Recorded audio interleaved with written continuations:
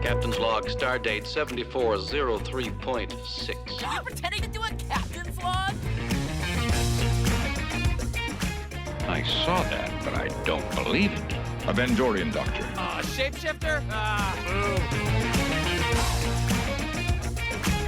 Look, I can set you up with somebody great on the Cerritos. There's that Philosian and Tactical. She seems like a nice plant person. Intelligent plants?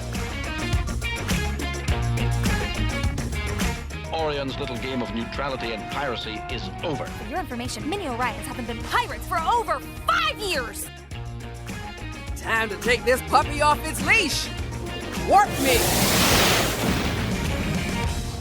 Hello and welcome to the very first episode of Drawn to Trek, a podcast about the animated adventures of Star Trek. And that includes the animated series, TAS, Lower Decks, the upcoming Prodigy, as well as 2 animated short treks. And, you know, we might want to get a little cheeky. We might throw in a comic book or two.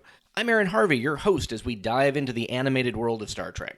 I was co-author and designer of Star Trek, the official guide to the animated series. I've done a TAS podcast before, and you may have heard me on the network with Brandy Giacola on Infinite Trek. It's our monthly live roundtable where we talk about pretty much anything in the Star Trek universe. But I'm not going to be alone on this journey. For each of the animated shows, I have a different co-host. For Lower Decks, my co-host will be the prolific Trek tuber, Jesse Gender. For TAS, John Cooley. And for Prodigy, my former podcast co-host, Darren Moser. And if you want to know a little bit more about them, you can check out the previous episode, episode 0, Meeting the Crew. So we thought our first episode was going to be kicking off Season 2 of Lower Decks. Then we heard that on July 23rd for Comic-Con at Home, they're going to be doing a Lower Decks and Prodigy panel. So we figured, we'll record a reaction to that. And then Monday, we got a Lower Decks trailer, followed by some Trek toy news. So even though Jessie should be my co-host for Lower Decks, she's super busy, and ironically, I think she's actually recording a video about Lower Decks right now. So I have drafted my TAS co-host, John Cooley. Hey! So we're going to review this 15-second trailer because, like the show itself, there's a lot crammed into a very short period of time. I love it. It's one of the things that Mike and his team are so good at doing. So, let's really quickly go through what the trailer is and we can talk about it. We open up on a starbase orbiting a planet, and the starbase itself sort of resembles Starbase 47 or the Vanguard station from the Star Trek novels from our friends David Mack, Dayton Ward, and Kevin Dillmore. But it seems like maybe it's a larger version. There's an extra ring around it, and there are ships that are docked around. We have a 22nd century Andorian battle cruiser, 2 of them, what appears to be 2 Daedalus class starships, which were the old sphere on a stick with 2 nacelles from that time period as well. God, I love seeing those. Yeah, they're very cool. We've got a Parliament-class starship, a Maquis Raider, and what appears to maybe be the Cerritos and the Titan, although the scale doesn't feel right between the Titan and the Cerritos. But since when we cut from this, we actually see Boimler and Mariner, and we know that Boimler is on the Titan, it makes kind of sense they've met up at the starbase. But it could be later in the season. We do not know what this is from at all. But they're in something resembling ultra formal mess dress uniforms. So yes, there's some sort of function going on. And I love the fact that Mariner, for being in an ultra formal uniform, which indicates that there is something, important going on diplomatically, that she still has her sleeves rolled.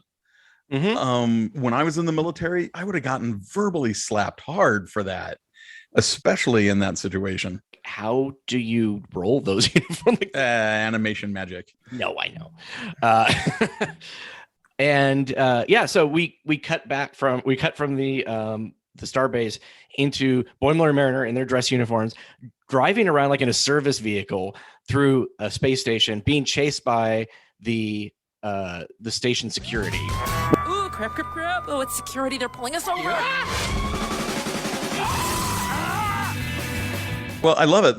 They basically burst through onto what looks like like a promenade or like a mall. Yes. Yeah, very much the lucky Ferengi where they break through the store window.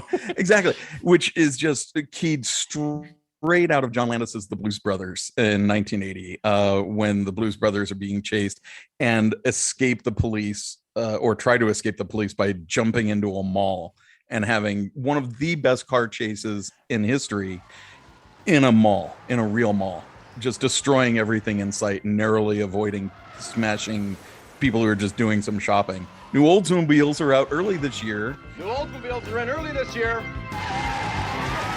I want to hear something like that from Mariner. You know, just in that role, in that mode, it would be hysterical. We may actually, who knows? We literally see 15 seconds, so who knows?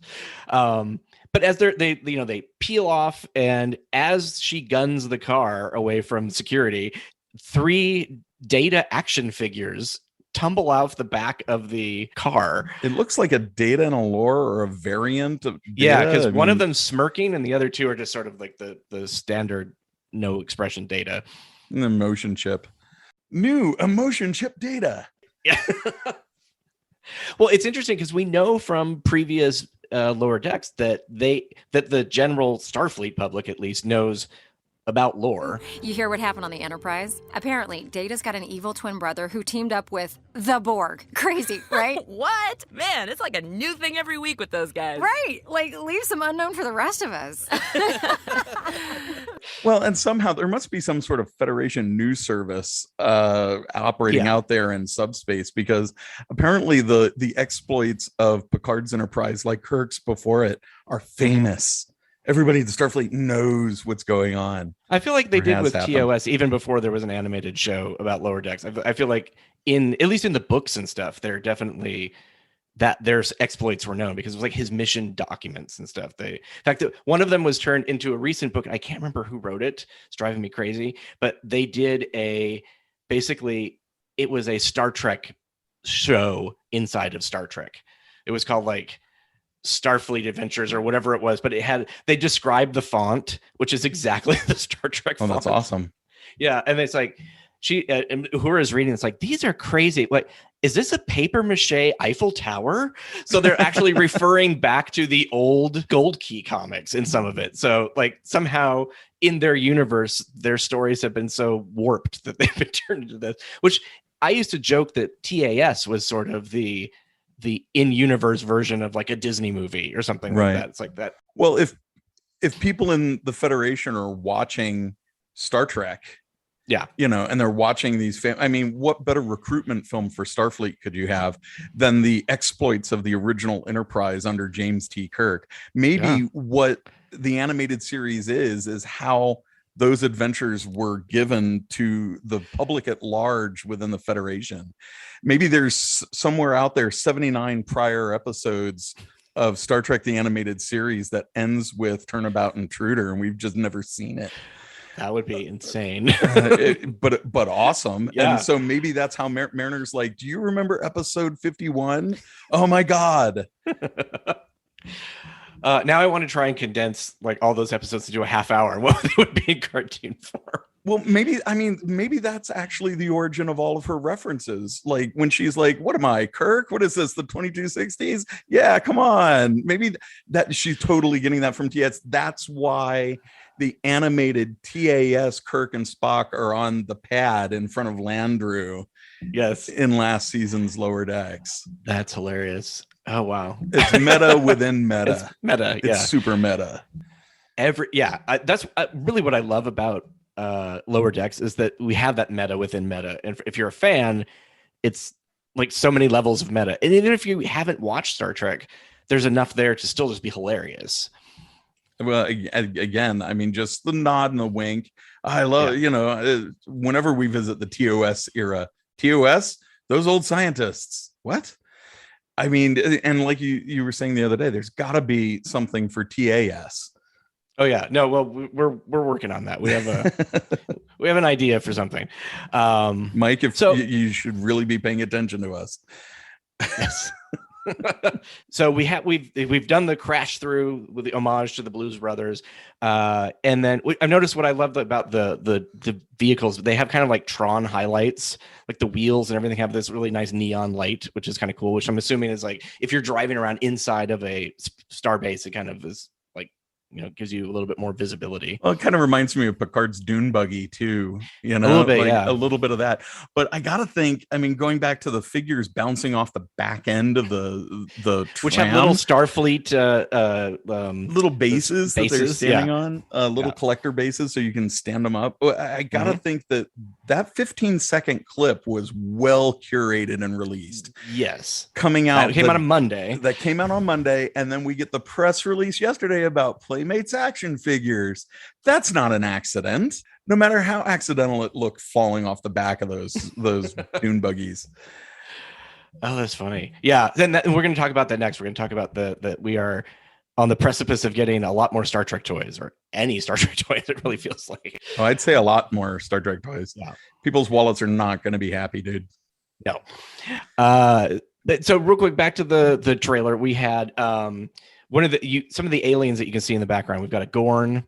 We have the unnamed alien that have kind of the gills from the first season of Lower Decks. And I think we were talking about this on Twitter the other day. It's like, I don't think they have names, actually. And somebody said that all aliens for the first season of Lower Decks start with an A, any new ones.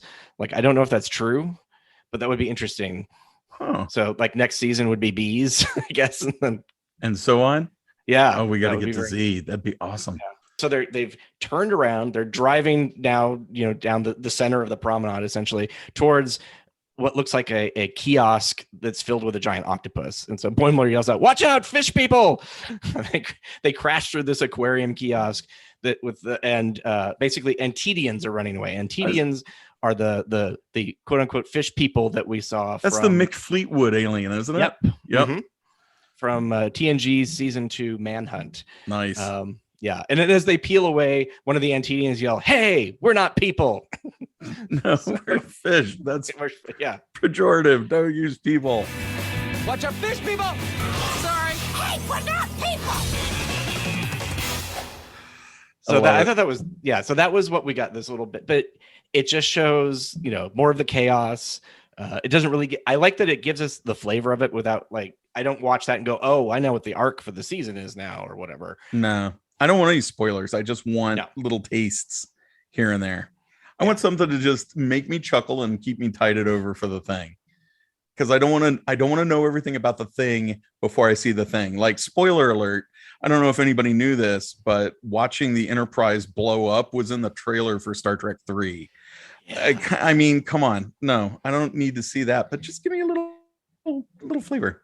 But yeah, so the data action figures, like you were saying, like, probably not coincidental that yesterday, the 13th of July, we got an announcement that there are going to be new Playmate action figures.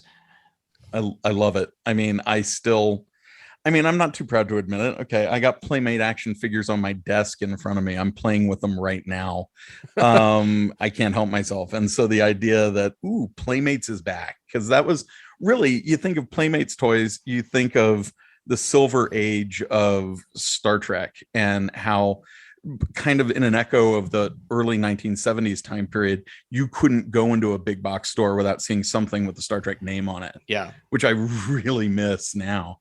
You get a little taste of that. You go into Target, you'll see some Mego figs, but the idea of knowing that you can go online or go into a big box and just have to choose. It's not, oh, great, there's a Star Trek figure over there, I want that one. Now you're going to have to go in and be like, what do I need to fill my collection with? And you're going to have to make some choices. I love it. Hopefully these aren't just going to be adult collectors buying them and not taking them out of the package, or taking them out of the package but on their desk or whatever. That these might actually be toys that are played with by children. Well, I can kind of speak directly to that. I mean, you and I both have friends in the CBS, in the company, and that work for the franchise. And one of the things that we've all been really excited for is not just to see toys on the shelves for us. I mean, I'm an old collector. I can go out onto the interwebs and get whatever I want in this day and age. But the ability to see Star Trek really in the minds of kids because we've got to backfill our own positions within the franchise. We're going to die out. And if we die out and we haven't replaced ourselves, the fandom dies with us. I don't know about you, but I'm not dying. You're immortal. Yeah, I'm here for a while. I might end up in the Nexus, but the idea that finally we're making inroads with kids. Prodigy is coming. Yeah. But kids, I already know kids. My daughter's one of them. And yeah, she lives with a Trekkie, but what are you going to do? Star Trek is already starting to appeal to kids when Prodigy hits, and hopefully hits big. Yeah. Viacom, CBS, Nickelodeon, and the merchandising arm behind that, Consumer Products, is ready. And this announcement displays that. So when a kid turns on Prodigy, gets turned on to the show and digs it, there's going to be a toy they can go play with and continue to live out the fantasy of whatever they've just seen on the screen, just like you and I did in the 70s. We would turn off that episode of the animated series when it ended and go play Landing Party. And today's kids in 2022, next year, are going to be able to do that. They're going to have that same experience. And hopefully it's something that they'll carry with them throughout not only their lives, but deeper into the franchise. And they'll be able to explore all of it. And some of that is going to be backloaded into the toy line, because while they're reaching for that new Prodigy figure, whether it's a Janeway hologram or a Tellurite teenager, forgive me for the alliteration, I can't help myself. They're, when they pull that Tellurite off the peg, there might be a Picard or a Data lingering behind it. And it could be a Picard or Data from Star Trek Picard, or likely it could be a Picard or Data from TNG. Because the other thing the announcement gave us yesterday is the idea that these aren't just going to be toys from current ongoing new productions. They're going to be taking product ideas from the entirety of the 55 years of Star Trek's franchise history. So I would really love to see like a Vendorian or something like that, just like action figures of some of the aliens from TAS that we never really saw. They had the Mego figures, and as beloved as they are as sort of a nostalgia thing, they also are not the best action figures in the world. And bite your tongue. I've got my no. Close your ears. I'm saying close my ears. Close your ears to my original 1974 Mego Kirk standing. Right, I have next to Kirk, me. Spock, and a Klingon. Actually, I had a bunch more. Unfortunately, a few years before I moved into this place, my storage unit got broken into. Oh no! Tons of Star Trek stuff and other stuff too, what I knew that they were actually looking for specific things because they took just collectibles. And this is what really it hurt. They took out the Star Trek 5 plastic cup that I had and stuck it in the middle of the storage unit. Well, almost they had like to go they were into here, you get a Star Trek 5 thing. That's what I'm leaving you. Wow, they were. I mean, I'll give them credit for being ironic. Yeah, they were knowledgeable thieves, basically. Wow. Yeah, you got ripped off by Trekkies with a sense of humor. Yeah, but thankfully, I actually had, for another podcast, I had taken out Kirk, Spock, and the Klingon to take pictures for something else, and they were in my house, so I didn't have them. Yeah, so those I still have. Looking back, having those Mego toys are really cool, and the ones that they've redone are cool as well. But those are for us; those are not for the new viewer or even the new fan, really. Well, what's interesting is that this new line by Playmates that was announced yesterday, that's on the back of Prodigy and Lower Decks. That's kind of, it's not necessarily what's driving it, but it's a great jumping off point for this new line. And very much in the same way, it was when the animated series came out that somebody in Mego went to Marty Abrams and said, we should really look at TOS. We should look at Star Trek, and we should look at the animated series, and we should, see about making some products with these people. Marty had the foresight to say, okay, go talk to Paramount. And the guy he sent came back from one meeting with a $5,000 license that then spawned 50 million in sales on Star Trek action figures. Okay. TNG comes out in 87 with a toy line that really was a little underwhelming. You had the Galoob toy line that came out with TNG. And a lot of us kids back then, we were kind of disappointed. We're like, why is Picard purple? We later, being someone who's worked with the real costumes from TNG, those Galoob figures were far more accurate than anybody ever gave them credit for being. But at the time, who knew? I have a Tasha Yar still in box somewhere. That's amazing. Yeah, it was 99 cents at Kmart, and I'm like, I'm gonna get that because Tasha Yar is eventually somebody's gonna want it. I think it was when I don't think she had been killed off yet. I wasn't sure. She may have been, but so I picked a little it oil up, slick on her cheek. Yeah, right, exactly.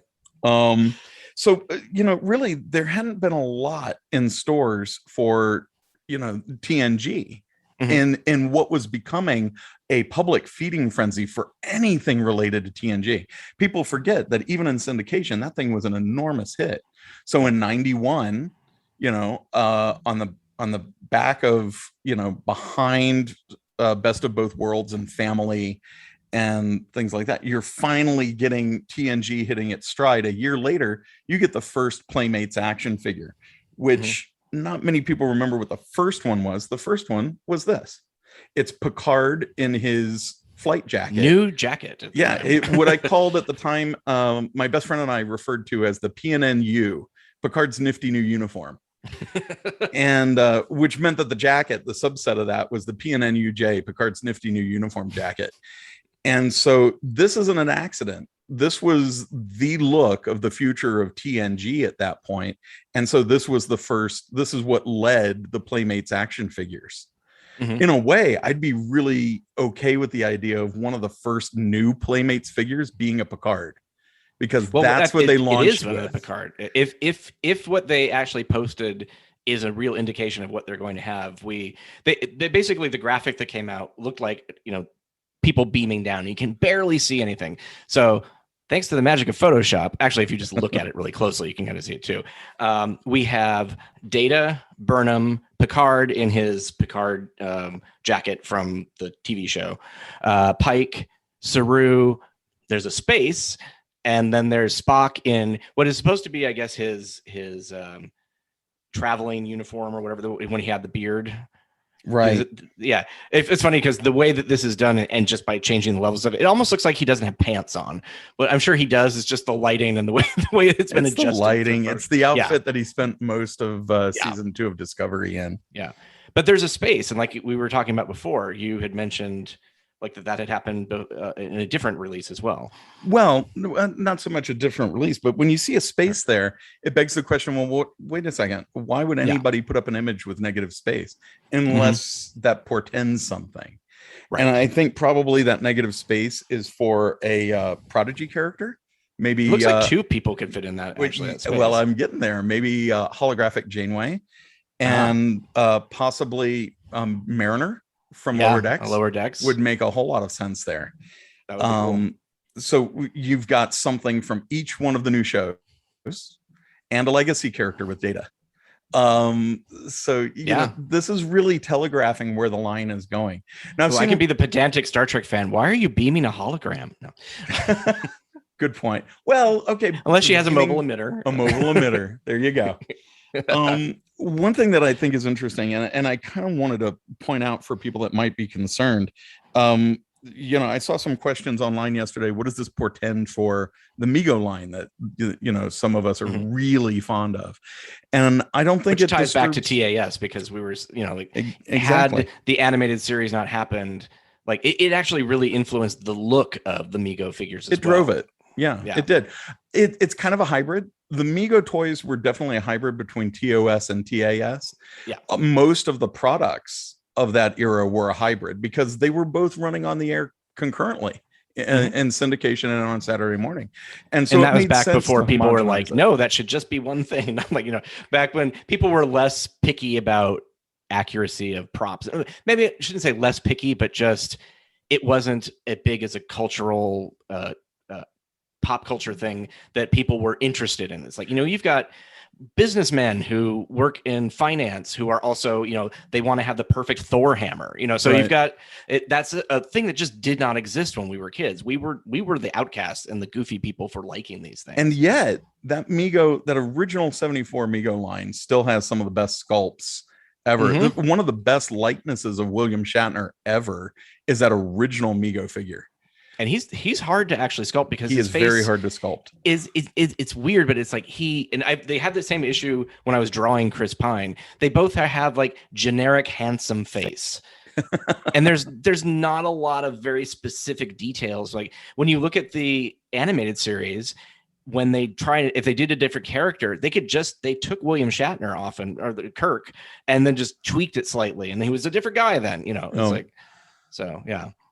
I mean, and so that Mego line actually is something that many of us are really fond of. And the thing is, this Playmates announcement doesn't really disturb that.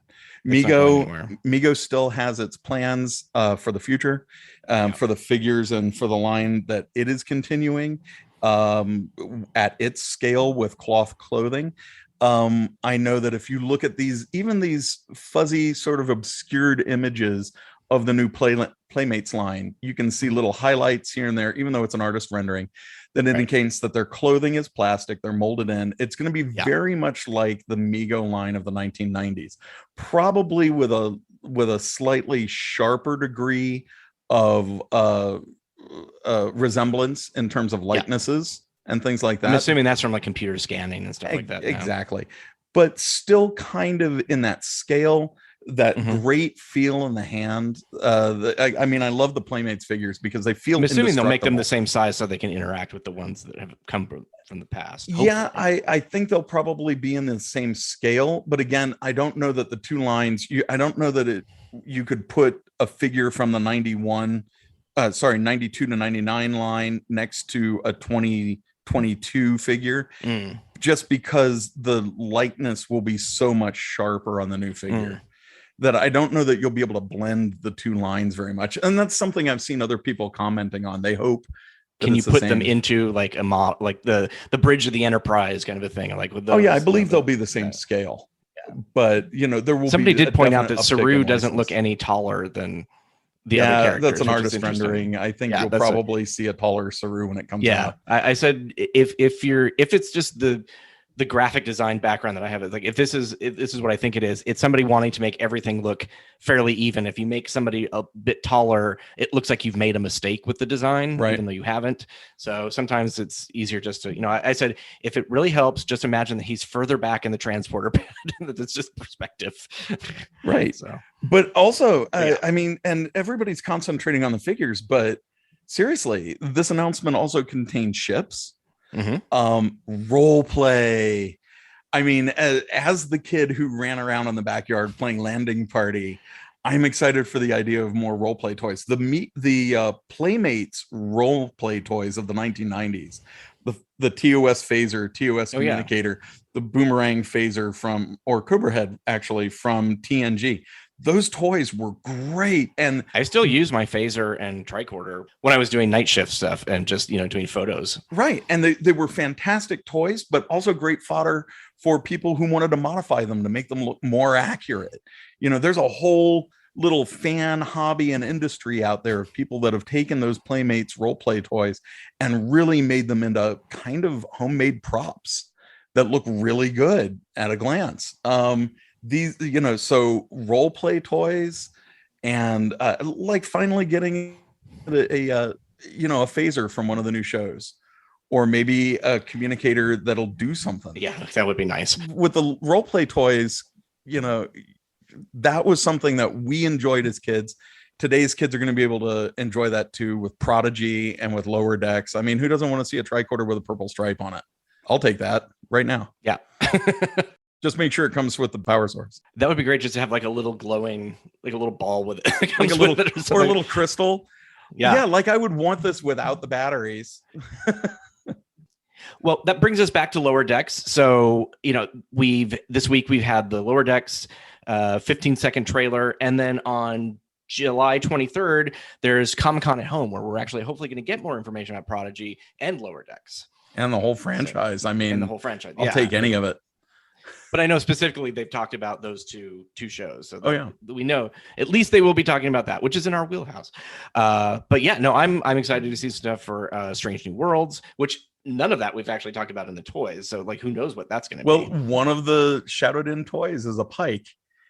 True. That's true. It doesn't have to be Pike from Discovery. Well, I mean, Pike from Discovery, Pike from Strange New Worlds, flip a coin. Right. Yeah. What's going to be fun is that earlier in our conversation, we had talked about how this leads into not only toys for these two new animated series, but for the franchise as a whole. And this can only benefit the other new live action Star Trek shows that are currently going on. If you've got a kid who's going down a toy aisle at Target, okay, and he sees a Mariner and a Boimler, and then he sees a holographic Janeway, or like I said before, the Tellarite kid, which is my personal favorite. What is that character's name? Somebody please remind me, hit us up. So, on the peg with these figures, you're going to have a Christopher Pike or a number one, or better yet, a Spock. And what better gateway drug could you have for the entire franchise than Spock? He runs through all of it. Old, new, alternate universes. Spock is kind of at child the crossroads. Child version, 50-foot version from the animated series. Pretty much the crossroads of the franchise is going to be Spock. And how exciting will it be to see all of these new products plus a Spock? And so you're going to have kids that are going to go, wait, what's that guy? Who's the guy with the blue shirt and the ears? I want that figure. And maybe, just maybe, they'll go back and they'll check out who Spock is. And they'll see an animated Spock. They'll see a live action Spock, a lot of them, a lot of different ones. And they'll hopefully discover Star Trek along the way, because even with the products, that's what Star Trek does best. It's going to entertain you while hopefully it teaches you a little something. Well, thank you so much for joining me, John. We will be back again, like probably twice before I thought we actually were even going to start. So, well, it's like you and I said before we started recording. We kind of had a goal in mind as to a structure for this. We have our three hosts, your co-hosts, right, for these three different podcasts, and yet being the original animated series, we're not tethered to a timeline. We're not tethered to air dates, because they're all in the past. And currently, you can go right now to Paramount Plus or your own DVD stack and put on an episode of the original animated adventures of Gene Roddenberry's Star Trek and watch it to your heart's content. So we don't feel bound to those restrictions, and we're probably just going to pop in and out as we feel like it. Yeah. It feels like it touches on a lot of different things, the bridge between live action and movies and everything. So, well, and again, there are these touch points throughout Star Trek's. There are these touch points throughout Star Trek's history. Without each one, you don't get the next phase, if you'll forgive the pun, of the franchise. Without the cage, you don't get to TOS proper. Without TOS proper, you don't. And without the unsatisfying ending of TOS proper, you don't get the animated series. And the animated series was really the proof that you could springboard and have more beyond the original series. So it worked even when it wasn't even the same medium. Exactly. The characters resonate, the meanings, messages, and morals. Sorry, John Champion. Cooley. Do resonate on and move forward. So TAS is the precipice. It's the cliff after which you get the entire deep chasm of the franchise to explore. So really, it makes sense that we'd be able to go in and out and around the timeline as we will, because that is what Star Trek and Star Trek the Animated Series is all about. It is, and thanks for jumping the timeline to co-host with me today. And I will see you and Jesse and Darren for Lower Decks Season 2 premiere. Yep. All right, man. You take care. And thanks to all of you out there for joining us today. If you could do us a favor, if you feel so inclined, just to drop into iTunes and give us a review and a rating. It really does help people find the show. Until next time, live long and prosper. Don't you give me that sarcastic Vulcan salute!